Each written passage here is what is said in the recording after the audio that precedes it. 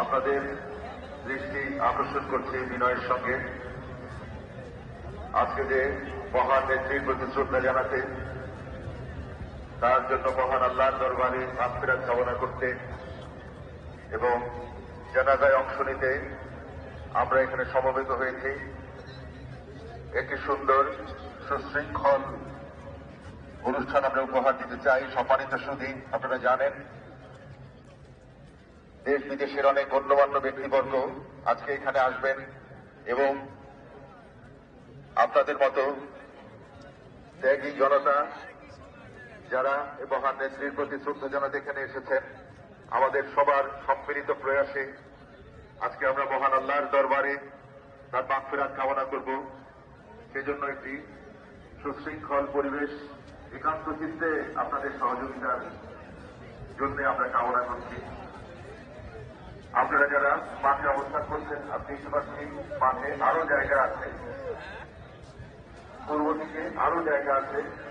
আপনাদেরকে বিভিন্নভাবে বলছি আপনারা পূর্ব দিকে চলে যান এবং সারিবদ্ধভাবে সেখানে অবস্থান করুন। উত্তর দিকে যাবেন না, শুধু মাঠেই অবস্থান করবেন। মাঠের উত্তর প্রান্ত এখানে আমাদের সেনা সদস্যগণ আছেন, তাদেরকে ক্রস করবেন না দয়া করে। তাদের অনুরোধটুকু বা তারা যা বলে তা আপনারা মানার চেষ্টা করবেন, শৃঙ্খলা বজায় থাকবে। মাঠ বিস্তীর্ণ, আপনারা মাঠ পূর্ণ করুন। মাঠ পূর্ণ করার পরে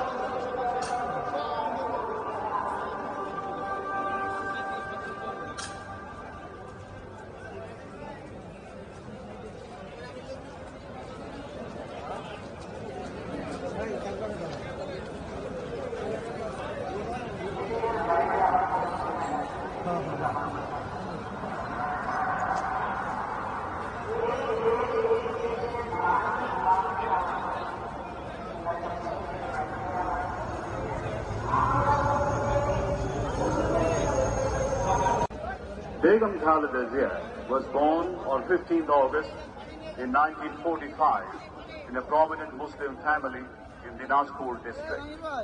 Her father, Iskandar Mojumdar, was a respected businessman and a well-regarded figure in the society. From an early age, Khalida Zia's life was shaped by modesty, discipline, and strong family values. She grew up as a graceful, polite, and family-oriented young woman with a calm yet determined personality. Her personal life took a pivotal turn in 1960 when she married Zia Rahman, then an officer in the Pakistan Army. This marriage was not just a union of families, but also marked the beginning of an inevitable political journey that would later place Khalida Zia at the center of Bangladesh's political landscape. In 1981, the brutal assassination of President Zia Rahman marked a period of deep personal grief in her life. Following her husband's death at a time when she faced political uncertainty, Khalida Zia heeded the call of party activists and assumed the position of VP chairperson in 1983. This was the beginning of her active political career. She later emerged as an uncompromising leader, leading the pro-democracy movement against military ruler Hussain Mohammad Ishaq. In 1991, Begum Khalida Zia assumed office as Bangladesh's Prime Minister for the first time, restoring the country to the parliamentary democracy. She later held the premiership for 2 more terms, steering the nation with a firm hand. Her political journey was fraught with challenges, imprisonment, illness, prolonged isolation. but she never compromised in her principles to pressure. In the contemporary world politics, her courageous leadership stands alongside those of history's most memorable female leaders. রাজনীতিতে এসে তিনি গণতন্ত্রের প্রশ্নে অবিস্মরণীয় ভূমিকা রেখে ভূষিত হলেন আপসহীন নেতৃত্বে। 2007-এর 1/11 দুঃশাসনের কালেও আপসহীন রইলেন। নিজের এবং সন্তানদের নিরাপদ জীবনের প্রতিশ্রুতির বিনিময়ে গণতন্ত্রহীনতাকে মেনে নিলেন না। ফ্যাসিস্ট হাসিনার আমলে বিদেশ থেকে ফিরে এসে মিথ্যা মামলা মোকাবেলা করে জেলে চলে গেলেন। তবুও আধিপত্যবাদী রাজনীতির সাথে আপোষ করলেন না, হয়ে উঠলেন ফ্যাসিস্ট শাসন বিরোধী লড়াইয়ের অনন্ত প্রেরণা। তবে কি তিনি কখনোই আপোষ করেননি? অবশ্যই করেছেন। দেশের বৃহত্তর স্বার্থে আমার গুরুত্বতম অনুভূতিতে উনি এমন সব বিষয়ে আপোষ করেছেন যেটা না করলে কেবল গণতন্ত্র নয়, বাংলাদেশের স্বাধীনতা সার্বভৌমত্বই বিপন্ন হয়ে পড়ত। 91 সালে তার পছন্দের প্রেসিডেন্সিয়াল পদ্ধতি ছেড়ে সংসদীয় পদ্ধতিতে চলে গেলেন বৃহত্তর রাজনৈতিক সমঝোতা। আপনাদের দৃষ্টি আকর্ষণ করছে বিনয়ের সঙ্গে আজকে যে মহান নেত্রীর প্রতি শ্রদ্ধা জানাতে, তার জন্য মহান আল্লাহর দরবারে মাগফিরাত কামনা করতে এবং জানাজায় অংশ নিতে আমরা এখানে সমবেত হয়েছি। একটি সুন্দর সুশৃঙ্খল অনুষ্ঠান আমরা উপহার দিতে চাই। সম্মানিত সুধী, আপনারা জানেন দেশ বিদেশের অনেক গণ্যমান্য ব্যক্তিবর্গ আজকে এখানে আসবেন এবং আপনাদের মতো ত্যাগী জনতা যারা এই মহান নেত্রীর প্রতি শ্রদ্ধা জানাতে এখানে এসেছেন, আমাদের সবার সম্মিলিত প্রয়াসে আজকে আমরা মহান আল্লাহর দরবারে তার মাগফিরাত কামনা করব। সেজন্য একটি সুশৃঙ্খল পরিবেশ একান্ত চিত্তে আপনাদের সহযোগিতার জন্য আমরা কামনা করছি।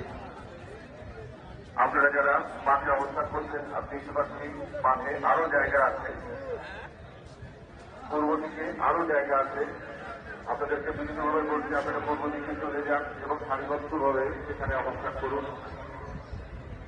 উত্তর দিকে যাবেন না, শুধু মাঠেই অবস্থান করবেন।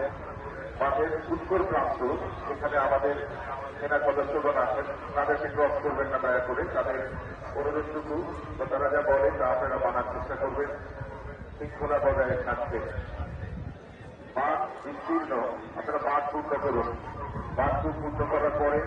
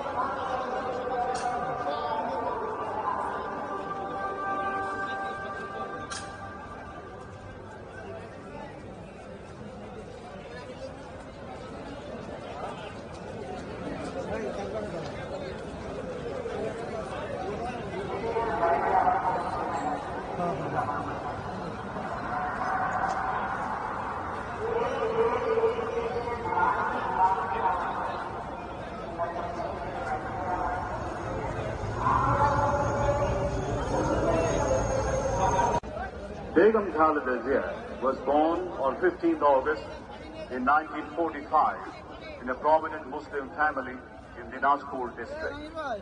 Her father, Iskandar Mojumdar, was a respected businessman and a well-regarded figure in the society.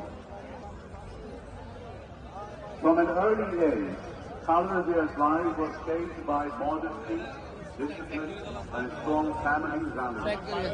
She grew up as a graceful, polite, and family-oriented young woman with a calm yet determined personality.